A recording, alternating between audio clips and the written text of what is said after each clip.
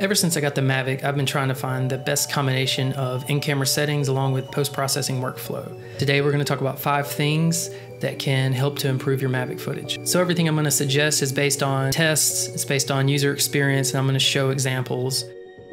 One of the rumors out there is that 2.7K is somehow sharper than 4K. I've seen some beautiful 2.7K footage, but I did want to test to see if 2.7K somehow resolved more detail. Okay, so here we're at 2.7K. You can tell that it has good detail, but we'll see if 4K has any more right here.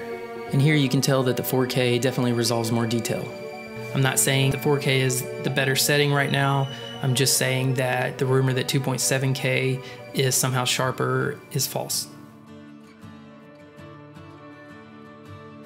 One of the most common questions is for what color profile is best to shoot in. What I want to show here is that the log profile expands the dynamic range just an extra stop or so. This is the shot that really sold me on log. In D-Cinelike, you can see that the highlights don't roll off very gently. And in the log profile, you can see it's a smoother roll off. It's much more natural looking. For contrast settings, +1 up to +3, the Mavic records in an extended range, also known as super whites. So what I suggest is to leave your contrast and saturation at -1, and that will bring those super whites back to a level that don't look clipped within your editor.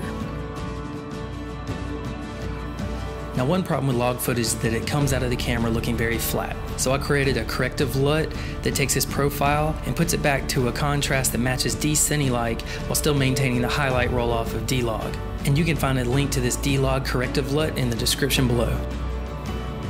A Kelvin white balance is going to be best. 5600 Kelvin to 6000 Kelvin looks fine. Where things change is how you would like to white balance during sunrise and sunset. If you were to look at a color temperature chart, it may show you that the sun itself is very orange, but the sun looks warm with our eyes. I think it's most natural to balance very high during sunrise and sunset in the 8500 Kelvin range. You're actually white balancing for the cold sky and letting the sun act as a warm rim light. So this is something to try out and play with and see if you like that better than 5600 or whatever for sunsets. A favorite tool of landscape photographers is the Polarizer. I've been using these for years on all of our films. I love shooting landscapes. I love shooting nature. And you can see the difference that this Polarizer makes, brings out the color in leaves and foliage. A polarizer needs to be adjusted for the angle you're going to be flying to the sun.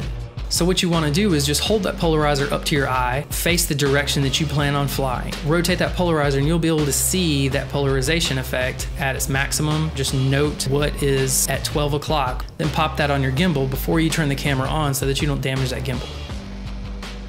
After starting to shoot at +1 sharpening, I started to notice this pulsing or flickering that would come up in fine details. And if you haven't seen my last video on using +1 sharpening to fix the problem of the Mavic's in-camera noise reduction, you can see that in the description. What I want to talk about is how to accomplish what the Mavic intended to do with its in-camera noise reduction in post. We're going to look at the Mavic's noise profile compared to some other cameras out there. So here we're going to look at the Canon 6D at ISO 640 and notice on the scopes how little movement there is. Now we're going to go to the Mavic in 4K, in which you can see is a flicker in the noise pattern. And this brings me to interframe compression. Many cameras have interframe compression. The problem with the Mavic is that very aggressive interframe compression. Now this compression shows up at every 8 frames. So I sent these noise profiles over to Neat Video and they had their team work on it, and I think we've come up with a way to get rid of this.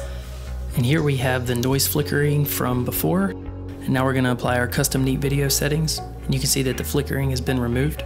And here's a real world example. You can see some flickering in the trees. And now Neat Video has removed that. And if we isolate the blue channel only, you can really see what's going on.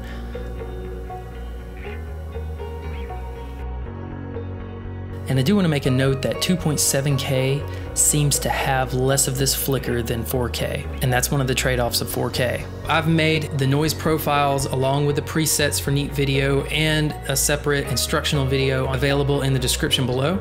If you're just shooting these videos for fun, then it's probably not necessary to do all this post-processing. And for an easy workflow, I suggest shooting in 2.7K and D-Cinelike. But if you're a pro or doing this for important film, then 4K and D-Log with proper processing yields the best image. I think this workflow is a small trade-off to make for the convenience and small package of the Mavic. And next time we're going to talk about shooting in low light with the Mavic. But for now, I hope this has helped you out.